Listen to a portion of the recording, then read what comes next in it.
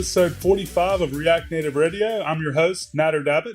Today we have Gant Laborde on from Inifinite, and we're going to be kind of talking about React Native community, React Native meetups, and React Native conferences, and just getting involved with React Native in general and how you can kind of go about doing that. So Gant, welcome back to the show. Thank you so much. It's great to be back. So the last time we had you on, we were kind of talking about Ignite, and Ignite is still out there and people are using it and very active, things going on in the repo. But since then, a few things have happened. I know you guys announced the React Native conference that's going to be going on the West Coast. And I think that might be a good place to start the discussion. So can you kind of go into the conference and kind of talk about what you guys are hoping to accomplish with that? Absolutely. All right. So first and foremost, I know that you and Mike Grabowski have been big influencers in the community, doing a great job, and starting off with the React Native EU conference. And there's been a lot of excitement, especially for us as React Native developers. We're kind of the second-class citizens to React sometimes. If you go to a conference, it's about 80-20. You're going to get 80% of it specific to web. 20% of it is, down into things that can be reusable as well as native. And I love going to these conferences, meeting people, talking about JavaScript, and it's fantastic, except for the fact that I want to talk about mobile apps. So I want to go to a React Native conference, and I kind of said, my woes and spoke to the people at Inifinite, and they said, we've thrown successful conferences in the past on mobile. We've done these kinds of things before. It's a great idea. Let's go ahead and let's throw the biggest, baddest United States, React Native conference that we can. At parties and there was popcorn everywhere. It was great. I love this whole concept. So all the big hitters are on it, and we've started reaching out to speakers. If you have something that you want to speak about, definitely go to the website and sign up. It's infinitered/chainreactconf. You can also see, I'm sure if you search for Chain React Conf. Now, I know we could call it React Native Conf. It's just understood. We want to go ahead and start with Chain React is the connection between these atomic units, because of the icon being an atom. It is the connection between us that builds the molecules. That's all these people coming together and talking about React Native. And you can go to the website and sign up. If you sign up, you'll be notified when we do the call for papers. We're going to have some initial keynote speakers. No spoilers, but obviously we're talking to some people, talking to people like Nader, talking to people like Mike Grabowski, talking to Brent Batney. We'll see who actually, with the dates and everything, kind of comes through, but it would be exciting. We definitely have a lot of people interested in doing keynote presentations. And then also we have some exciting surprises coming along as well. So it's definitely a set in Portland, Oregon in summer of 2017. Portland is beautiful. The weather is nice, especially in summer. So we'll be there, and we'll have just a wide array of people. So if you're on the West Coast, definitely check out the website, sign up, and then see if you can, start preparing a speech that you want to kind of submit, because we'd love to see it. Or if you're brand new, it's going to be a great spot to go ahead and pick up exactly how to go ahead and start building inside mobile. And then I plan on flying over and attending React Native EU as well. So it's a really exciting year in 2017 for the community. So let's talk about conferences like in general. So definitely we'll go into React Native EU also in a little bit, but it's basically going to be, a React Native conference. It's going to be in Poland. But I guess for me, I started going to conferences about 4 or 5 years ago, and it's literally changed my life. Just being at my first conference, I was just blown away about how awesome the people were, and how much, not only that I learned, going to the talks, which is great, but I would say the main value I normally get out of a conference is what happens between the talks, during lunch, maybe even at the parties or over the Slack channel. I've just gotten so much value out of people I've met. I've learned so many things from, networking with people and kind of following them on Twitter. What do you say like about conferences? Like if someone hasn't been to one, or if someone is going to one in general, React Native or not, like what do you recommend people to do to get the most value out of a conference? Absolutely. So whatever you focus on is what you improve on. And even if a conference is just, you can't judge it by the list of topics. You really can't. Whenever you go to a conference, those human interactions, those unwritable, indescribable nuggets of truth that kind of come out from, we're human beings, right? I love the fact that I can text people. I love that I can communicate in a million different ways. But when you're standing in a high bandwidth situation of looking at and talking to people in the industry, the amount of information that's actually going into your brain is on overload. And that sort of human interaction that you have and identifying people's personalities, their friendliness, it's just so much better for you as a professional and as a student and intellectually to be in those kinds of situations. I started going to conferences around the same time. I think I used to always go to conferences, but they were usually like work sending you to this, right? And then I think around 2010, I started going because I wanted to go, and that's when it really kind of kicked in for me. It's like I make lasting friends. My Twitter account blows up every time I go, and I enjoy the connections and the people at these kinds of things. Yeah, I've never been to anything other than mostly JavaScript conferences. Well, I take that back. I went to Gotham Go, which was in New York. It was a Go conference. But I've just had so much fun at all of them. But I've never been to like a corporate type of conference like Microsoft, though I bet, it's probably very similar. I don't really know for sure. Yeah, I guess if you're looking for a conference to attend, it's kind of really depends on what you're looking to learn. And also if you can kind of connect with the people that are the organizers and kind of follow them on Twitter and see their personality and that type of stuff, it kind of will tell you a lot about what to expect, I guess, when you get there. Normally, I really have a lot of fun and I get so much value out of them. They've exponentially paid for themselves, even when I've had to pay out of my own pocket. So, but I guess that brings to another question, like who pays for you to go to these conferences, Gant?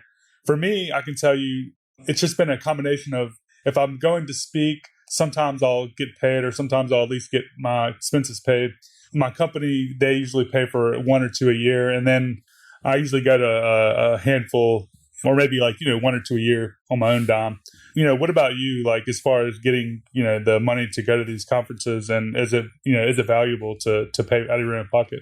Yeah, I would absolutely say that one of the things that kind of happened, my very first conference that I paid for, you get sent to some of these things and it's kind of, the style of the conference is important. Your ambition is important. And I'm the kind of person, I can never invest enough in my own education. If there's a book I need, I buy it. That comes straight out. Like there's always going to be a budget for self-education. So when I first paid for my very first conference that I paid for was actually RubyConf.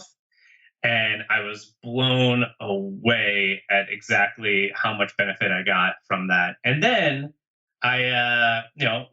then I figured out how to sort of play the game a little bit as well. I mean, first of all, your company, you can always submit a proposal and get that to get paid for, which is key.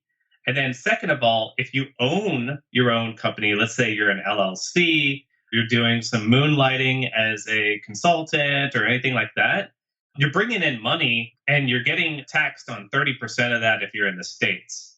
And to get that 30% back, you have to come up with, tax deductions. And tax deductible awesomeness is conferences.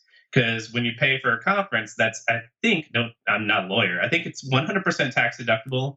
And I think 50% of your meals, the whole time you're there, you're kind of getting that tax money back by investing in yourself. So anytime if you own your own LLC or anything like that, and this kind of goes up the chain too, because the company you work for has tax deductions they can do for sending you to continued education. So they can, it really doesn't cost that company that much either.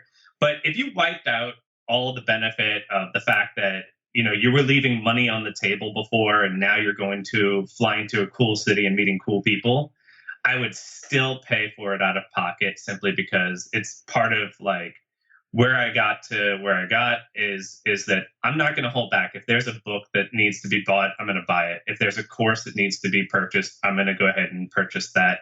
It's investing in yourself, and that's always going to be a fantastic investment. So, what about people that want to get into speaking at conferences? What do you kind of recommend as far as the track to kind of get to that point? I know there's a lot of things that kind of go into it. A lot of the time, the organizers will kind of either take a call for proposals and go through and kind of maybe choose certain talks that they feel like are the best fit and that type of stuff. But I guess as someone that maybe has never spoken at a conference, what do you think would be a good way for people to kind of start moving in that direction? Because it is very, it's very rewarding to not only go to a conference, but if you become a speaker, you kind of get added benefit as far as the free travel, but also a little more notoriety and things like that, which if you're a consultant or something can be very valuable to your bottom line. Yeah. And that's one of the things that you kind of get by going to conferences as well, is that you make friends with speakers, you make friends with conference organizers. So even if you might not have a chance or a topic to speak about this year or something like that, if it's in your blood and you know that you want to work on some cool technology and tell people about it, right? There's the advantage that you can go and start actually figuring out and asking these questions directly from people. That's sort of what worked well for me. My second year I went to RubyConf, I went as a guide. I volunteered as a guide to go ahead and sort of help people who are new in the programming language, who are new at the conference, and they have like a really cool setup where there's like a guide dinner. I mean, obviously Ruby's been around for over 20 years, so they've been running conferences for a while. They know what they're doing. I wouldn't say that every place has something like this, but getting involved and then seeing, the connections allows you to kind of identify how you could do that. Now, first off, if you don't have a speaking bone in your body and you want to change that, that's something you need to start changing today. And it's really easy. Especially for me, I joined Toastmasters, which is really, really beneficial. Every week I go talk in front of a group of people. Wow, that's the second time I've heard Toastmasters this week, and I'd never heard of it before that. So yeah, I'm sorry. Go ahead about what exactly that is. Fantastic. Yeah, it's fantastic. I mean, think about this.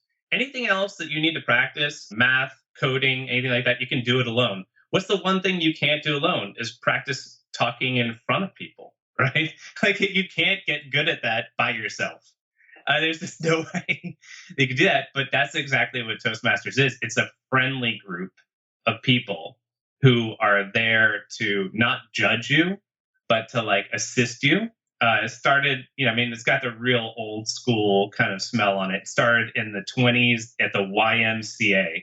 I mean, it's like we're here to kind of get people, acclimated, help them as individuals, right? And it still has that sort of really friendly mentality. If you go into any Toastmasters, it's sort of like a world. It's international.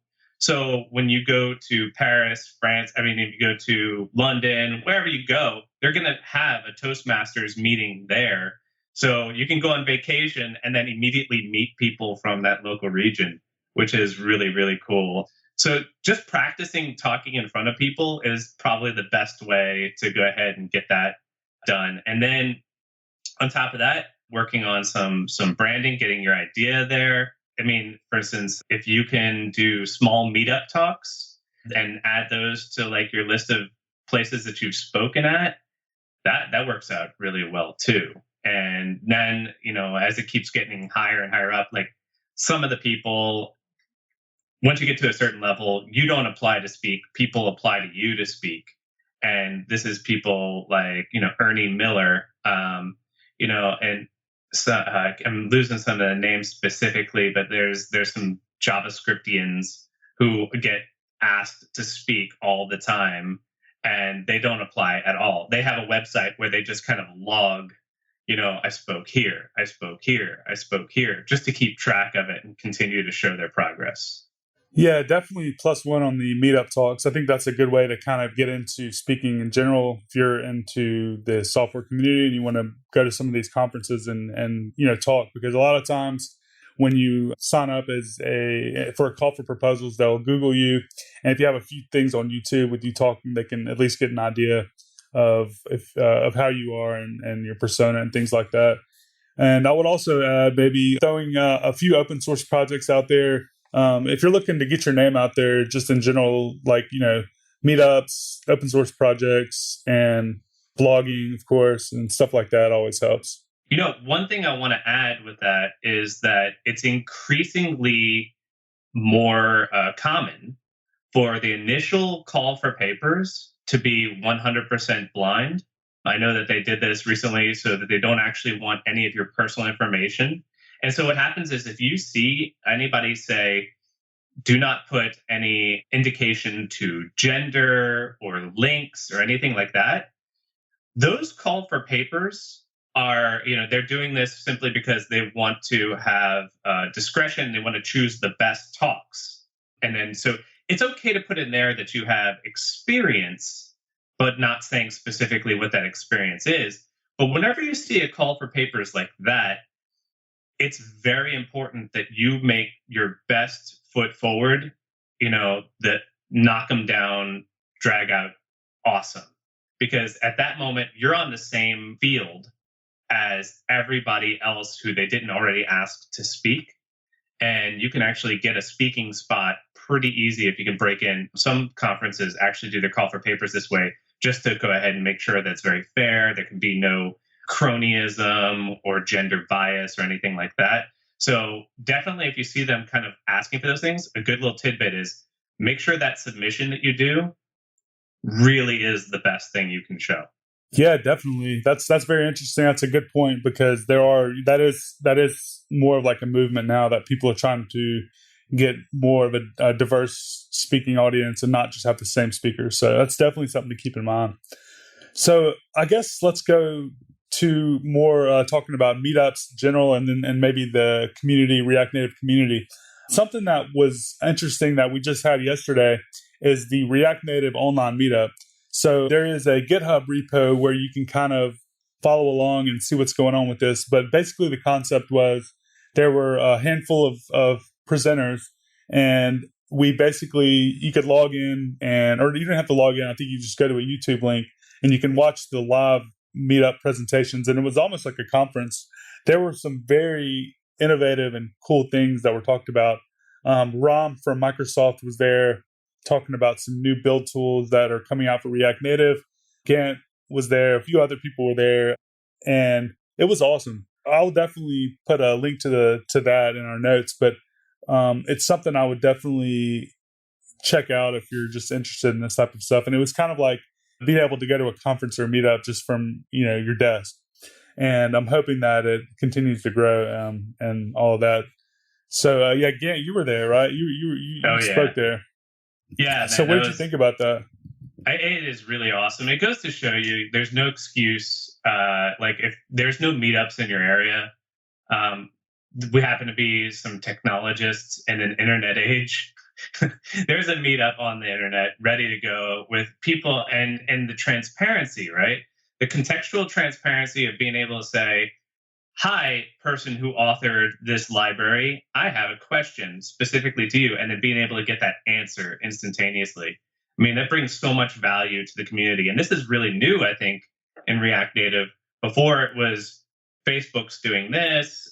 Wouldn't it be great if you could go to the one Facebook conference and talk to some of the people who author some of the tools that you depend on?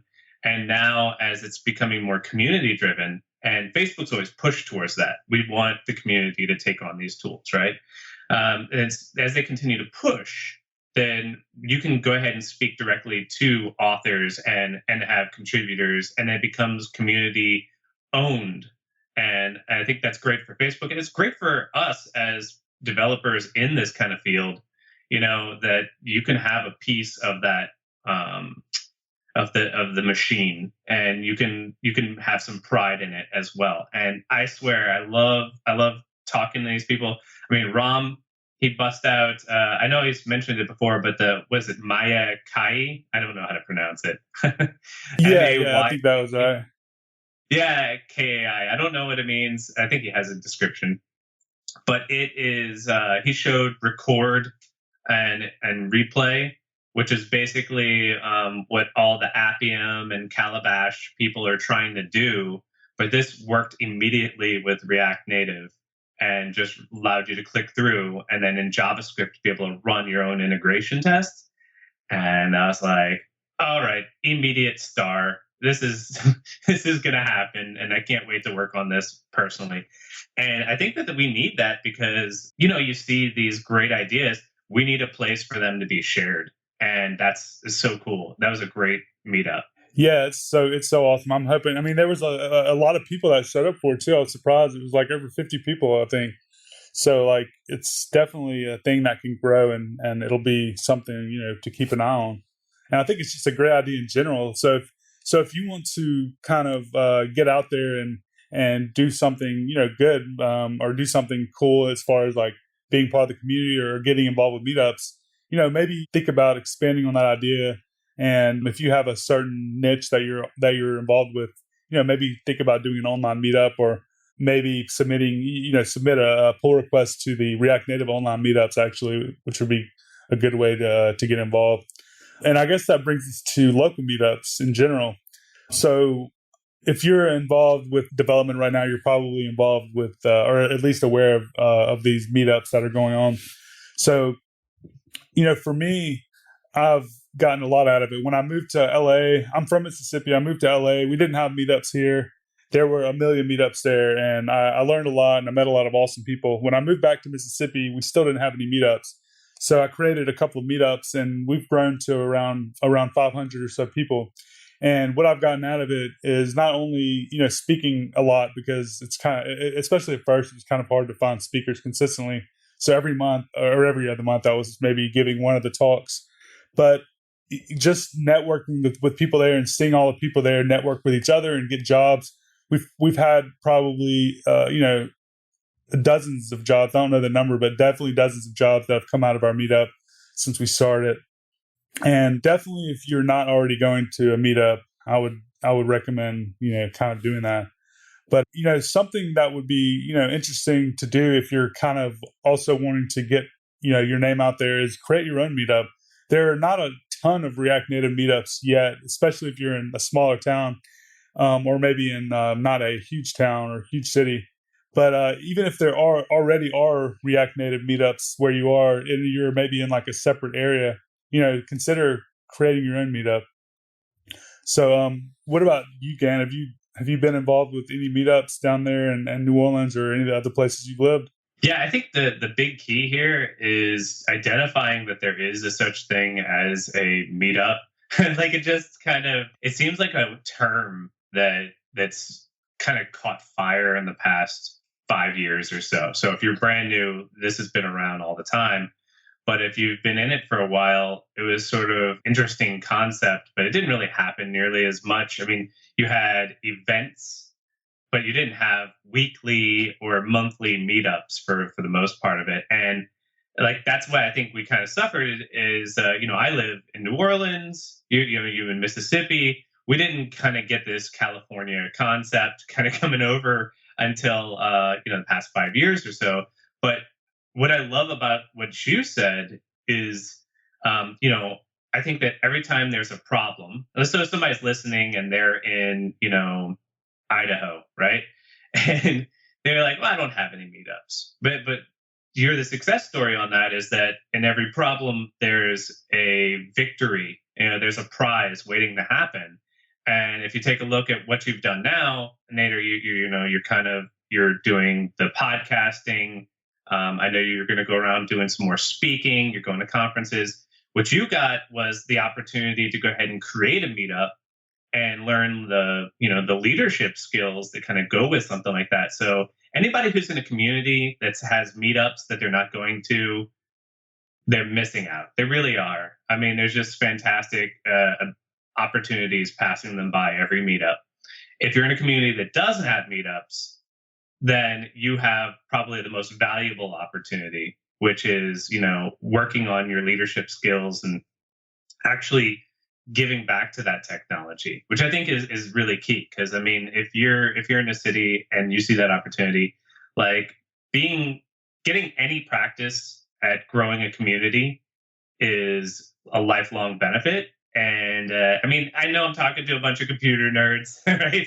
I mean, our extroverted computer nerd is the guy who stares at your shoes instead of his own. Like, we're all a little bit weird and introverted, right? But we've got a little bit of gas in the tank to go ahead and do things like this, about things we're excited about and things that are interesting.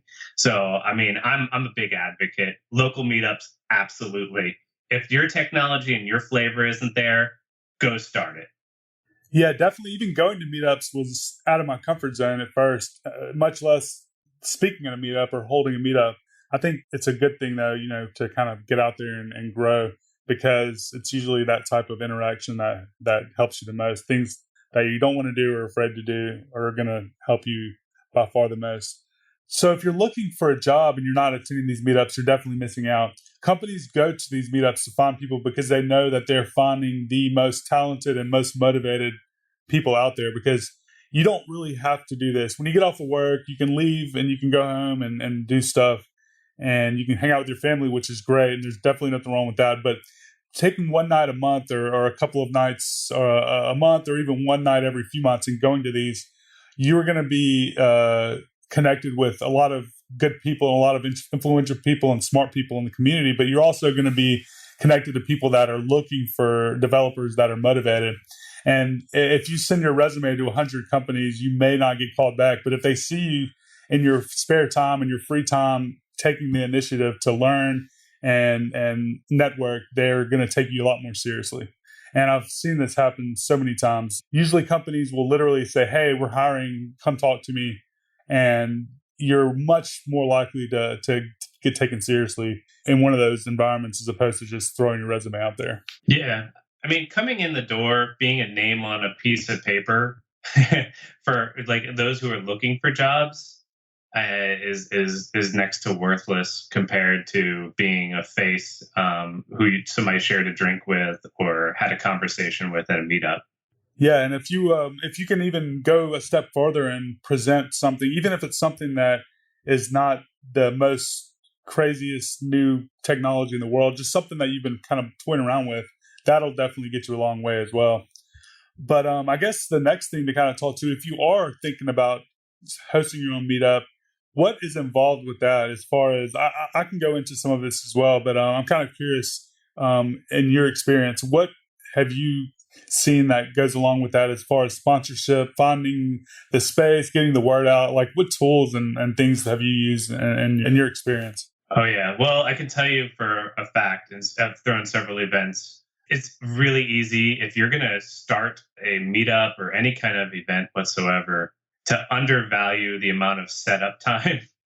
Because you think that maybe, I'll have to call a few places here and there. And trick is you want to look at it. You want to almost have the finesse of like a wedding planner. Like where's going to be a place that people are going to be happy to attend, and they're going to want to show up.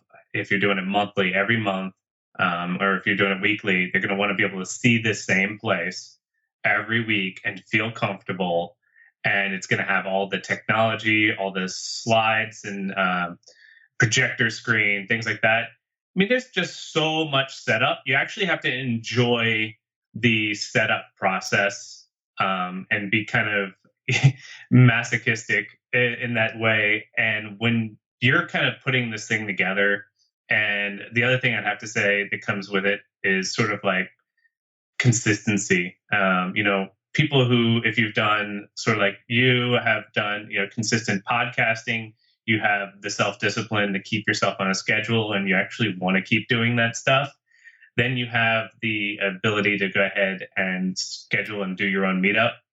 If you don't have that, it's going to be a bit, it's probably going to be the hardest thing, is that when the novelty wears off of being, if you're just picturing yourself kicking off meetups and having everybody be like, thank you for making this happen, that's going to last 2 or 3 meetups. And then when the novelty goes away, the meetup will go away. You have to have some kind of renewable resource, I guess is what I want to say.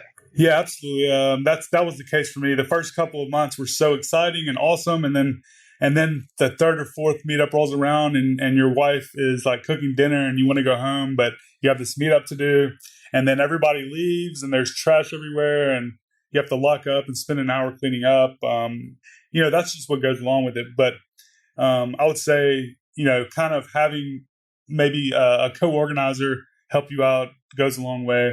Also, just having in your mind that you're going to do this no matter what and continue doing it. After about 6 to 12 months, you kind of get in a routine where it's not a huge deal anymore to kind of do this. It's kind of, you're used to it.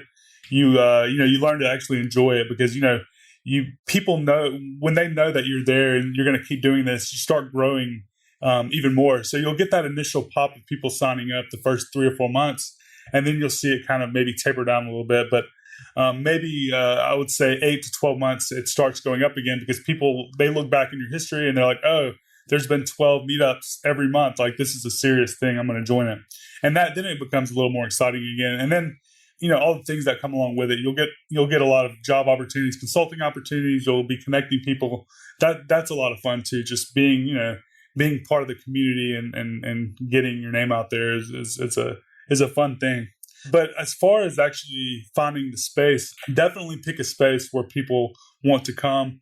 I've been moving my meetups lately to co-working spaces. Co-working spaces are awesome because they want you to be there. They'll a lot of times sponsor you. The co-working spaces are a lot of times really cool places, and they're already set up for things like this. So you don't need to worry about hauling in a projector. You don't need to worry about setting up, sound and video and all this stuff. It's kind of already there. And they want you to be there. So just if you're looking for a space or a sponsor, the first place I would probably reach out to is co-working spaces. And then second, I guess, sponsorship in general. You would be surprised at how willing people are out there to sponsor these types of meetups because they get the top developers in their area coming directly to them in a time when it's almost impossible to get developers to come work for you. You literally have these people coming in your door.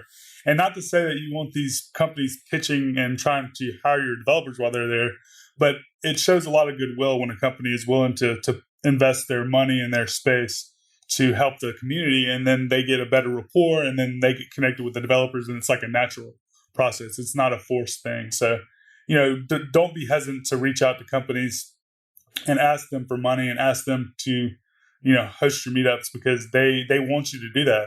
All they need is that connection, I guess. So yeah, it is kind of a neat concept that once you have a successful meetup, you're the place that companies want to be at. One of the successful meetups now in New Orleans, every so often they'll have free bar tab for the next 2 hours or something like that, hosted by company XYZ, happens to be hiring, knows the talent is there. And so just go into any given meetup, and considering it's New Orleans, you could just show up, and the next thing you know, you're pretty drunk, and you spent $0. And it really is, it's beneficial for everybody, unless you're recovering alcoholic or something like that. But it really is just a fun kind of thing. And that energy is coming in because you and other people are going to this meetup and supporting it. And that's where these larger companies who really want to find those active individuals are coming in saying, consider us, which is really, it's nice being courted once in a while. Yeah, absolutely. And about the beer thing, like pizza and beer will draw in more people than a really good lineup of speakers. So if you can just get that together, you will automatically be on your way. Of course, it is very important, to get good quality content or good quality speakers there in general. But I would say also a lot of the value is just the people being together in general. So we have 2 meetups a month. We have actually 3 now, but but the two main ones are a technical meetup where we get together, we have pizza and beer, or we have beer and some type of food. Lately, we've been doing all kinds of other stuff, tacos. We've had sandwiches and stuff like that. But so we do like an hour to an hour and a half of talks, and we do about 30 minutes to an hour of socializing. And then we have a entirely social meetup where we call it Beer and Code. We basically meet at a bar or a restaurant or at a co-working space, and we have if we're at a restaurant or bar, we have like a tab open, and people can eat and drink. Or if we're at a co-working space, we cater, or we have food brought to us, and we bring beer. And both of those have worked out really well. I think having the combination, those two options, draw two different types of people, and then a lot of people come to both. There's value to be had at both types of meetups for sure. Now, if you're looking to start a meetup, I think we're talking about React Native, right? We're a React Native podcast. I think React Native offers a pretty good opportunity to get into the meetup space because it's so new that there are not a ton of meetups out there for it. There are some popping up, but say you're in New York, there's a very good React Native New York meetup. But say you're in Brooklyn or you're in a different area, it would even be worth it to start another one, because a lot of times when you don't want to commute an hour there, an hour back if there's another one really close by. So so if you do want to start a meetup, look around and maybe start a React Native meetup. It would be great for the community. And it's a huge opportunity right now because it's such a still fairly new technology. I guess we'll go ahead and get on to maybe talking about more of the community in general. So what are some of the main channels that people can kind of connect with to get involved with the React Native community right now? Well, I can tell you this, if you're just developing and you see, I don't know if everybody feels the same way, but I'm just happy to see people try to give back anything. Sometimes I'll get pull requests. And so I'm authoring quite a few repos. Actually, we can see about getting some more inside of the perfectly named, the React Native community repo, the organization. And one of the things that's really key with this is I'm happy to see when somebody comes along and just fixes a typo, or comes and just says, hey, I had this problem and I wrote up like a description and kind of came back. It really is rewarding, not only to the authors, to see people using, because otherwise when we look at GitHub stars, GitHub stars are cool, but they're not people, right? So if you can get out there, and recently, I don't know if you guys know about Hacktoberfest, but DigitalOcean just gave away shirts to anybody who did 4 pull requests on open source. You had to sign up for it in October. Definitely check it out for next year if you didn't. And they're sending out Hacktoberfest shirts, just promoting open source mentality and contributions. And I can't wait for my shirt to come in. But that really kind of got the juices flowing. Some people came in and they're like, by the way, I noticed you could use a little bit more documentation on Yarn. And it's like, thank you. That was a great suggestion. And that's sort of like a spot right now. How many people have NPM install instructions on their React Native repos, on any repo, on any JavaScript repo, where you could additionally say, or if you use Yarn, here you go. You might think it's a little cheap. You might say, I don't want to bother people with this kind of stuff. But if the person is like, if you look at the repo and it's a person's name, you're making their day. If it's a small organization, you're making their day. You're contributing, you're giving back, and it makes everybody get that boost of oxytocin, right? We have the social chemical all flowing, and that's really kind of what open source is about, in my opinion. And so I would highly recommend, if you want to sort of kind of get started in that part, like open source contributions, getting in there, finding out how to start contributing, bringing value up into the world is rewarding for the community as well as yourself. Another great way is blogging, right? So if you can have your experience kind of brought up, then you can mention certain people's code, things that you've learned, gists that you saw, issues that you've solved, and then blogging it and then tweeting the people. That's a great way to kind of interact with the online community as well. And then that gets you pulled in deeper. Like really these outlying issues are pulling you in deeper and deeper into what's going on. And then the next thing you know, you're on a podcast with Nader Davitt talking about, the latest, greatest feature that you might have added, or just kind of chatting about maybe your own particular projects. But starting off, if you want to get in there, those small tidbits, everybody loves. It's a little bit more like chore kind of work. And a lot of repos also mark things as easy tasks, open starting tasks. That's even on React Native. I know Brent tweeted the other day, he needed some extra documentation. And so he tweeted out on a Saturday, hey, if anybody goes ahead and writes this little bit of documentation, I will merge it. And I think the PR was in within 2 hours. And, it just kind of adds to the list of contributors and kind of helps everybody. And in getting involved with that, I mean, you've got to follow the community. You've got to just kind of be part of it. And then you find those kinds of ways. Also, I would say maybe getting involved with Discord. So there's a very active community on Discord. There's a React Native channel. There's a React channel. There's Redux. There's a million different things going on there. So you can kind of go in there and subscribe and kind of listen to and participate in really interesting conversations with people there. So I have been involved in and out over the last few months. I need to be more involved. I haven't really been involved that much lately. So I'm hoping to kind of open that back up. But yeah, that's definitely another good way. And also just following, people on Twitter that you're interested in and interacting with them there. That's another good way. I would really highly recommend, again, I'm going to plug that React Native online meetup thing. That was really cool because, a lot of people that I see and I talk to all the time were there that I haven't really met in person, but it was my first time to actually be able to interact with them, live. And that was awesome because there's a cool little chat going on there. So yeah, I think all that together is really good. And then, attending conferences, of course, I'll list off a few of my favorite conferences is React Rally.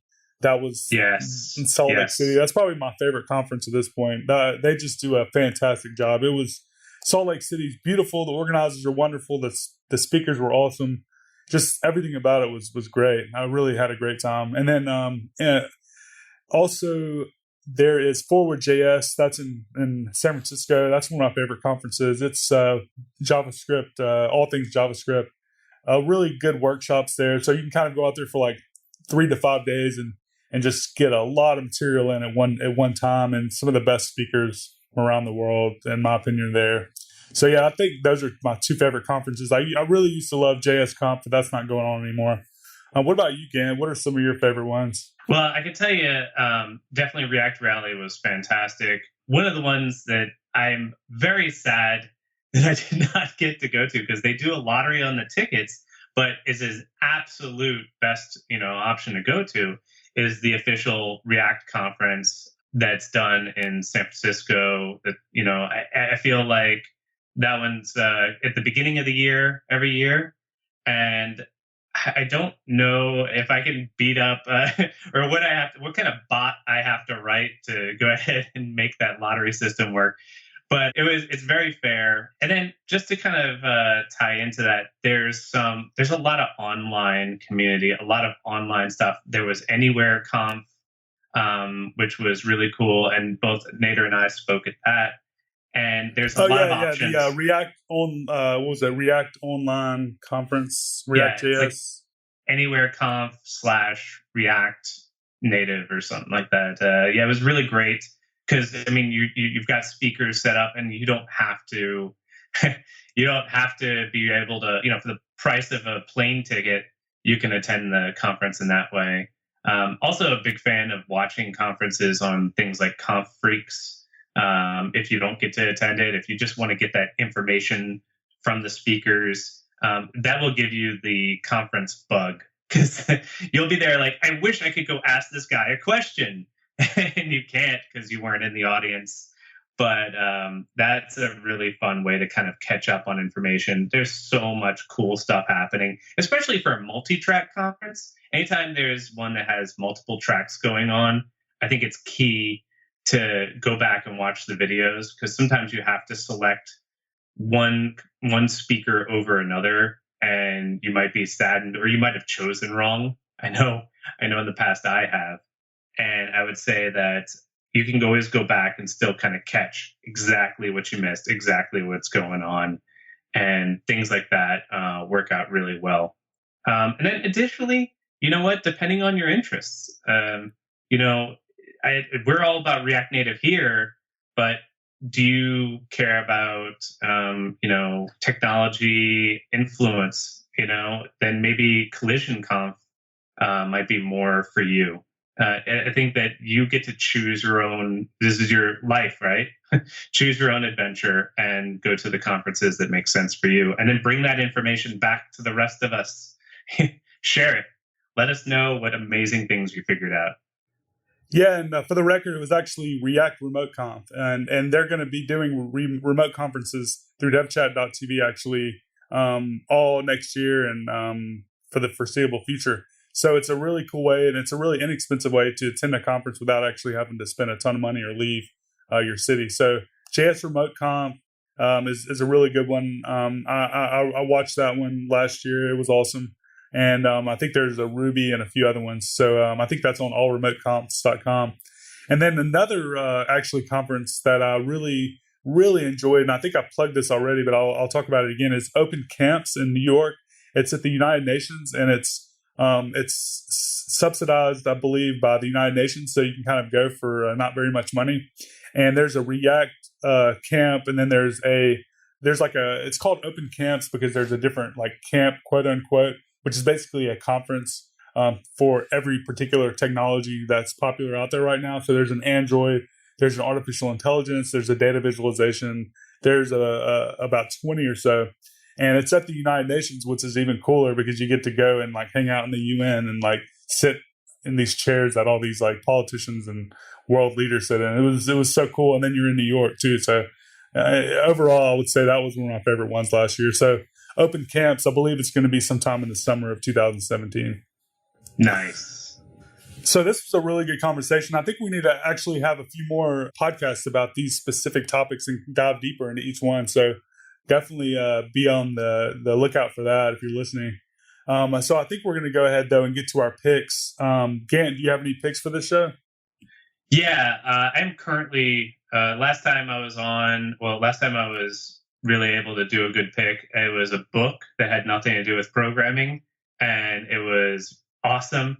This time, it's a book that has nothing to do with programming, and I think it's awesome as well. It's a book by a Harvard professor, and it's called Happier. And a lot of us are pretty happy individuals as well. Like some people perhaps aren't, and this book would be ideal. I would buy a copy for them, absolutely.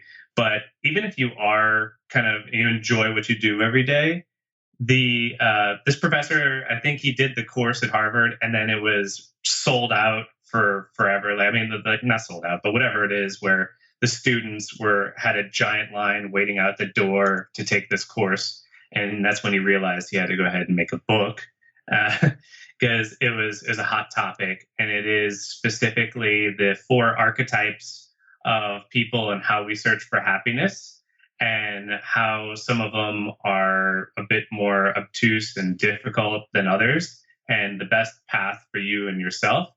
And I feel like as I'm reading this book, I'm picturing people I know, and the advice and the information is kind of like coming in. And that's how you can tell it's one of those really good books. So it's called Happier. It's, of course, on Amazon. It's probably one of the best sellers. And it's written by a guy named Tal Ben-Shahar. Probably massacred his name. Published back in 2007. And it is really illuminating to kind of pay attention to the concepts inside that book. So I highly recommend it. Awesome. Just added it to my Goodreads account. I also have a book. I have 2 picks, actually. The first is a book, and it's called Think and Grow Rich. And it was written in 1937. And I've heard this book all my life, people recommending it, but I was like, that just sounds, stupid. that just sounds like one of those books that's like this super self-help book, and there's no way anything meaningful can come out of this. But recently I had, within a 1 week, two people that I really highly respect, we always, exchange book ideas, and they both recommended this book to me within a week. So I was like, okay, I'll go ahead and read it. And I added it to my my to read list, and I started it, and I finished it within about a week. And it's definitely one of the better books I've read. It's very, very insightful, and the guy that wrote it put a lot of not only time and effort, but a lot of research behind it. So it's kind of about philosophy and psychology, and it's really interesting. And if you haven't read it, I would recommend it. It's about 100 years old or 80 years old, but the information is super relevant. And then the second pick I have is a company that we or an organization, I would say, we kind of started, called React Native Training. So if you go to the website, it's reactnative.training, and it's a group of people. It's going to be a group of people from the community. Right now, it's me and Mike Grabowski, but we're going to be adding one or two more people that we think are going to be good fits. We're going to be doing specialized training in React Native. So we're going to be doing corporate training and workshop training. So if you are a company that wants to get your developers up to speed on React Native in a very short amount of time, maybe getting them, weeks or months worth of training within like a very short amount of time, a couple of days, we're going to be specializing in that. And we're also going to be going around North America and Europe doing workshops. We're starting with fundamentals, React Native fundamentals, which is going to be a 2-day course. And we're going to also in the future have advanced React Native. And this is going to be kind of everything you need to know to get going building mobile apps in React Native for iOS and Android, and in the future Windows. So we're going to be able to kind of be in the classroom answering questions. I know whenever I'm wanting to learn something, there's a lot of unknowns that I'm not able to kind of ask the question. And I feel like every time I'm in one of these classroom settings, I just get so much more out of it. So we're going to be kind of keeping that into consideration and covering everything that you need to know so you can kind of get all of the information you need. And then you're able to follow up with us after that. You're going to have our contact information, our email addresses. So as you take the information that you learned at these courses, you're able to reach back out to us and interact with us and ask us questions. And it's all part of the ticket price. So definitely look out for that. If you have a city that you'd like us to come to, go to reactnative.training and just enter the city, or you can email me directly at dabbit3@gmail.com if you have any questions about it. All right. Well, I guess that wraps up episode 45 of React Native Radio. Gant, thank you again for joining us. I really enjoyed it. Thank you very much. It's always great. And we'll see everyone next week.